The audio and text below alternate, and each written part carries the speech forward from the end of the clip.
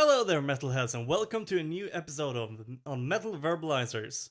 Like always, I have another good one for you people, and we're going to talk about a band that started sometime in 2006 in France this time. And well, this is Black Rain. These lads have been playing together since their high school years, actually, and this is to me something that is really cool and healthy for a band, actually. And the band started by playing covers from other bands that they liked, like Iron Maiden, Pantera, or Metallica, just to name a few examples.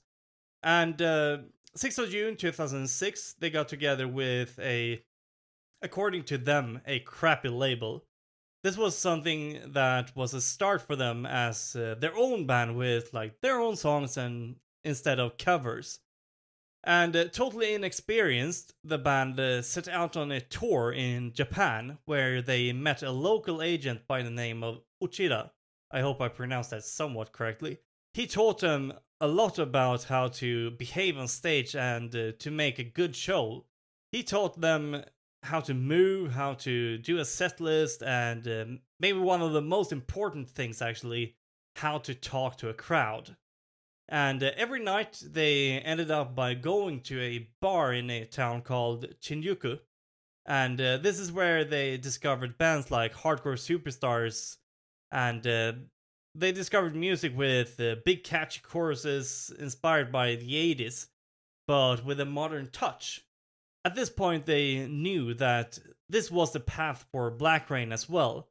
And after their visit to Japan, they got home and worked on their first real album. According to them, they never really defined the first one that they released with a crappy label as an album. And after the release, they started touring in Europe. This was a time with a lot of partying, maybe even a little bit too hard of partying. But in the end of 2009, they met a manager. This manager helped them to reach a new level. This was because of that he was a very tough guy, tough with the band, and made absolutely no compromises at all with how they were playing and performing. They were like rehearsing every single day. This is something that I think is really important with how the industry is nowadays. Since there are so many bands in the genre, it is very easy to go to the next band if you're not satisfied. And now the quality of the music is very important. During this time, the band was called by the national version of the world famous Got Talent. Well, France Got Talent.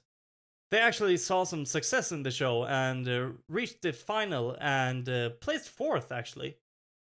This is not only got the band on TV, but it also led to a contract with Sony for the following album. And after a while, the band felt a little bit stuck in their country. They wanted out touring and do international gigs like they did in the beginning. Therefore, the band decided to record a new album. A cool thing with this album is that it is a collaboration between the band and Jack Douglas that discovered Aerosmith, and Warren Hart, that is Aerosmith's sound engineer. And Jack took upon him to look through tons of demos from the band and to pick out the best fits for this album. He also created arrangement for each one of them. And after all of that, he and Warren mixed the album together. And this is really cool, actually, when you can collaborate with the big guys, if you know what I mean. This way, the band was more ready than ever to hit the stages out in the world, and with new music and more experience than the last time. So this is a little bit about the band's history, right? And it's up to about 2015, 2016, somewhere around there. Now I think it's time to have a closer look at some of their releases that the band have put out. So the first release that I could put my hands on at the moment from the band is their album License to Thrill. One of my favorite tracks from this album is called NASTY. This is a track with speed and power and a great groove for a heavy metal song. And it also has like big choruses that an audience easily could sing along to. I think that that is something that is a big part in making a great song, where you can include the audience in the performance and let them sing along with the songs and all of that. So that's really good. Another song that is great from this album is called License to Thrill, and is the title track of this album. This song has a main riff that is very 80s, and it is just a great time to listen to. Rock and Roll is Dead, Long Live Rock and Roll is a song that begins very chuggy and awesome, and then goes over to a mix between 80s riffing and chugging, which is really an awesome combo, according to me. This album has a total of 11 tracks that you can absolutely rock out to, and you don't want to miss them. Next, we have an album called Released, which I believe was released in 2016 and contains 13 songs of total awesomeness. And I also believe that it was this album that Jack and Warren worked on as well. Or if it is a album in between there. We're going to talk about that in a while. Mind Control is a song that begins with a droning riff that sounds a little bit like something that AC/DC would come up with. And, but with more gain, so to speak. Because AC/DC generally doesn't use that much gain. But then it goes over with some melodic lead playing, and then some big chords, and then we have a simplified but big and effective chorus. It's just a great song.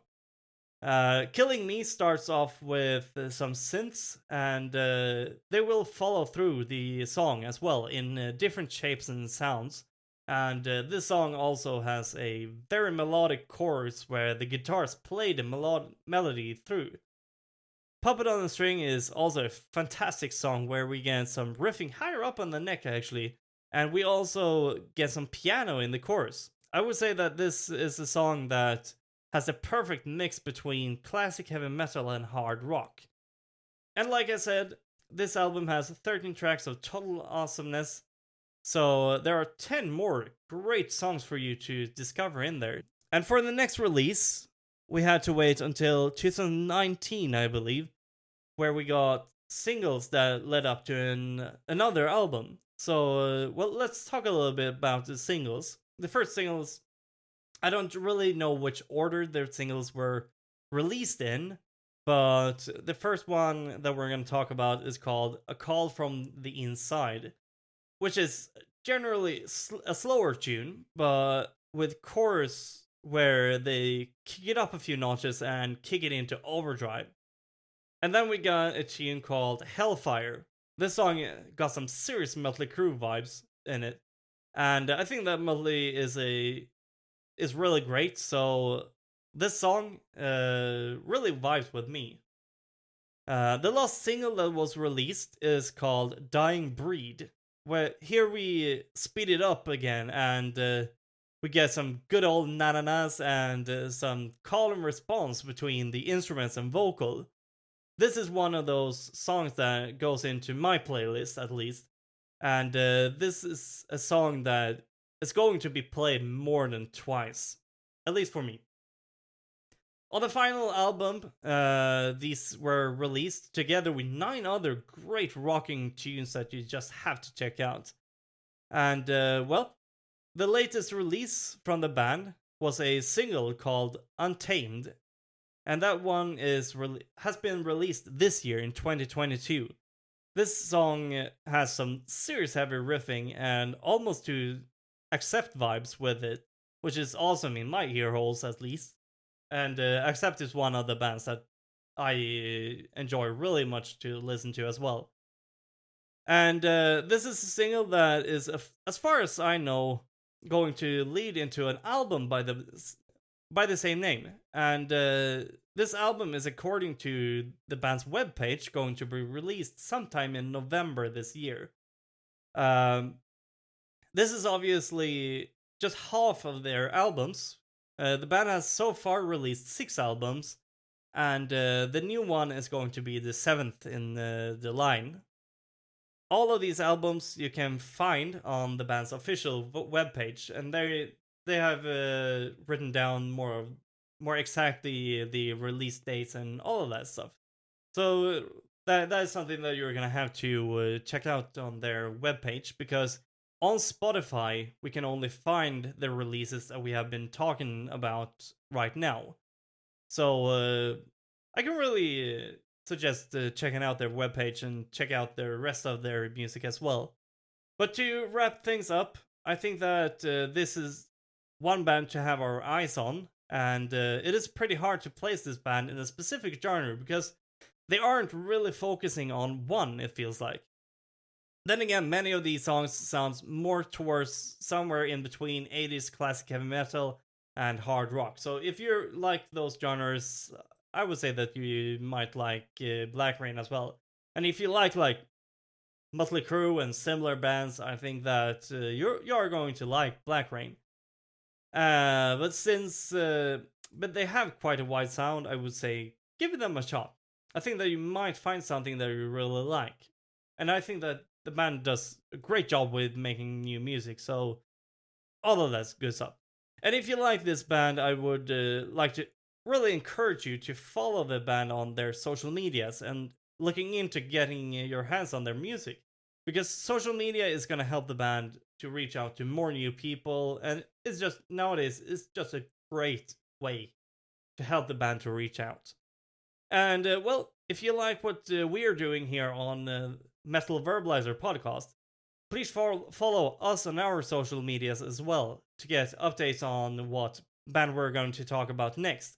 You can also get updates on when we release bonus episodes where we sometimes talk to the bands themselves or let them come on the podcast and tell stories about their experiences from the road.